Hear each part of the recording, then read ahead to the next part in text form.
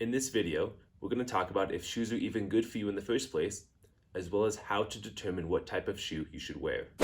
My name is John, and I am a doctor of physical therapy. Now, I've seen too many people who have chronic pain and issues that I believe are largely preventable. My goal is to give you everything you need to help you have a long and active life.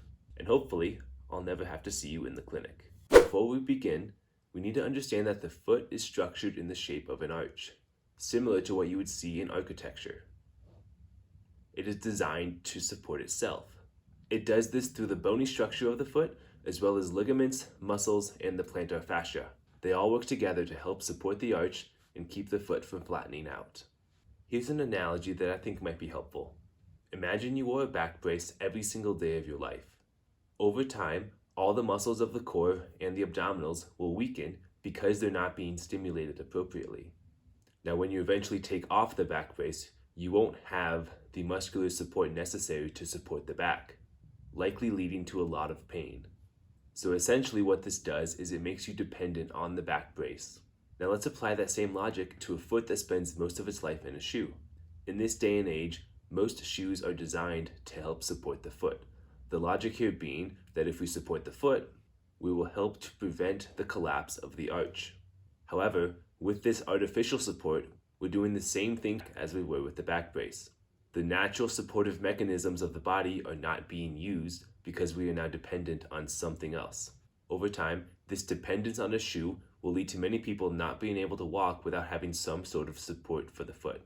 And then unfortunately, whenever these people find themselves in a position where they either don't have a shoe on or they don't have a shoe that has enough support, they will have flattening of the arch, potentially leading to issues with the foot, ankle, knee, hips, and even the back.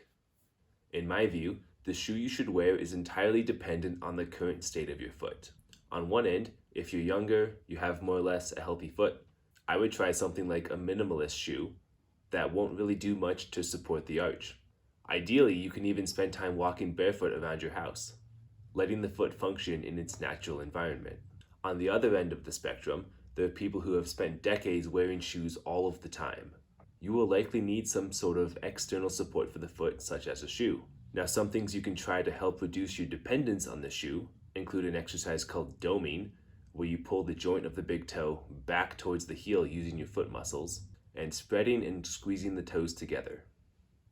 These exercises will improve the strength of the muscles that will then help support the arch. If you want, you can try wearing a minimalist shoe or even walking barefoot, but you need to be very careful with how long you do it for. So initially, you won't tolerate this very well, so I definitely would not do it all the time. I would start with a few minutes here and there, and then slowly progress from there as it feels appropriate. I know there are many different schools of thought when it comes to footwear, and I'm probably stepping on some people's toes, but given what I have observed and learned while working in the clinic with real people, I genuinely believe that this is the way to go. So much so that I am now the proud owner of my own barefoot shoes.